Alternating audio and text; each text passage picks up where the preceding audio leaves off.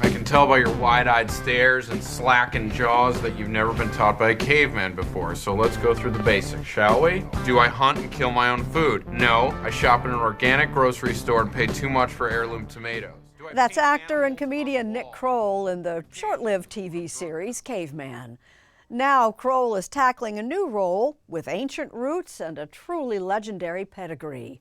He's teaming up with Mel Brooks on History of the World, Part 2. Nick Kroll is in conversation with Ben Mankiewicz.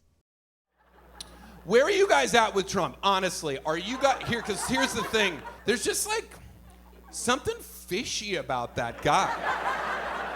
Nick Kroll, working on another recipe for jokes in the comedy kitchen. I'm like, I don't know if I'm going to vote for him again.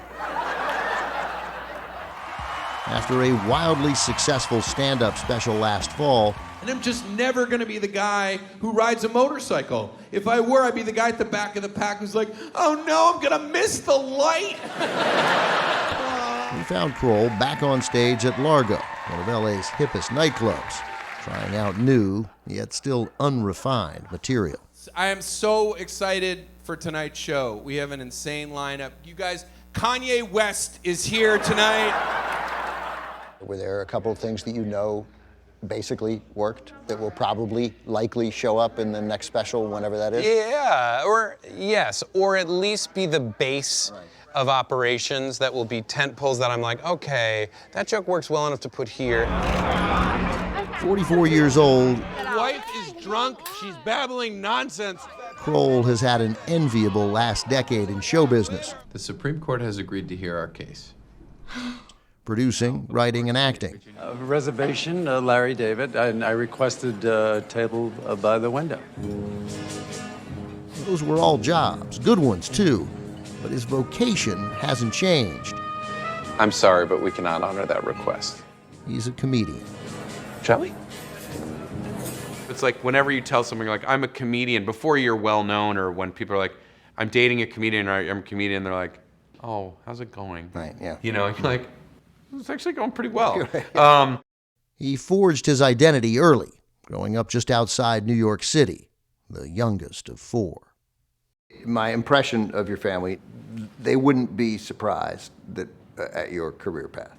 No, I think they were, so I was always like performing for them. Like I remember being with my family and just reciting Andrew Dice Clay jokes to them when I was like 11.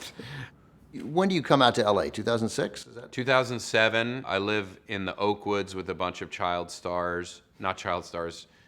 children aspiring to be stars. Like they had a little deli and there was all these like 150 headshots of brooding 7-year-olds.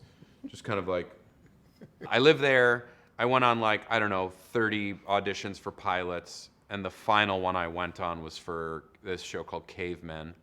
It's so easy to use. Geico.com. A caveman could do it. Inspired by the popular Geico commercials, Not cool. the ABC sitcom Cavemen failed to evolve. Oh, hi. Coffee and a donut, please. Excuse me? He wants a Americana and a beignet. Canceled after just 7 episodes. Beloved commercials, despised show. It has moments. It's not bad. No, it's not bad No, at it's all. funny. I mean, it's like, I still stand by. I'm like, that's as funny as any Nothing other to be show. ashamed of No. at all. Right. So it didn't feel like failure to you. It didn't feel like personal failure. It felt like I'm participating in a failure. Yeah, right. Which is... It's different. It's different. Kroll is philosophical about failure. My dear friend Maya Angelou said, if you don't pick up the compliments, then you don't have to pick up the criticisms. Right. Yeah. So it's like, how much do you let in? If you don't let in all the good stuff, if you just don't let other people's opinions sway you too much. Is there enough room for some mayonnaise in this lady sandwich? Kroll kept working. Free shot. I'm not even touching the Fussenschaften. With a steady diet of supporting roles on TV. Along the way, he found a strength, writing and playing outlandish characters. From a crass lawyer playing fantasy football with his friends in the league Darren Sproles. Good pick. Darren Sproles? No. That's who I was gonna pick. Who cares? He picked Darren Sproles. He Put could it on have the picked board. Bill Shatner. He doesn't know what the difference is. I think of myself as like a very cool, very white Jay-Z. to a tacky, overconfident entrepreneur. Okay, I'm Bobby Bottle Service, a.k.a. Bobby Bottle Service. Bobby Bottle Service eventually became a fixture on Kroll's self-titled sketch comedy show. In a related note, excuse me, are you 9/11? No, Because I could never forget you. I'm going home. You guys are repulsive. Kroll Show ran for 3 seasons on Comedy Central. It was easier to be a character. It's like you could put on silly sunglasses and a funny, shirt and silly pants and become someone else. For breakfast, we'll do something cool, like have a cigarette and like a bar of chocolate.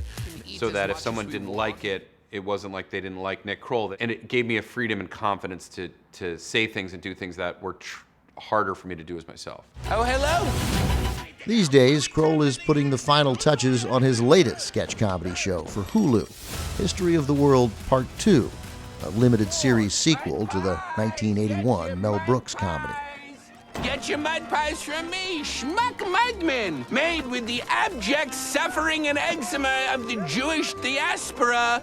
It's the same sketch style with an updated cast, including Wanda Sykes and Ike Barinholtz. Who is this? It's your mama. If you're my mother, what is your last name?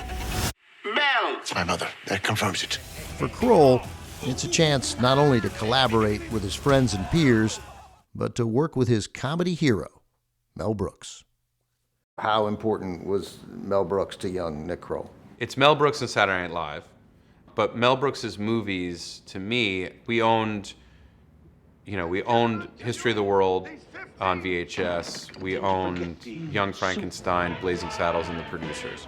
Talk about bad taste.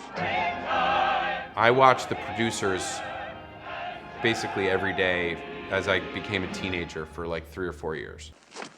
There's a school of thought in Hollywood these days Hey, boys. that Brooks's brand of comedy isn't 2023 friendly. Hey, where are the white women at? That movies like Blazing Saddles couldn't be made today, in an era when comedians like Kroll have to watch what they say. But I don't think it's limiting. I just think it's like anything else. There's just challenges that have to be figured out, and the ones who are the best figure out how to continue to shock and surprise and also be mindful of the time and place that we live. Some call me Jesus Christ, son of God. Some call him broken corny. That woman is enchanting.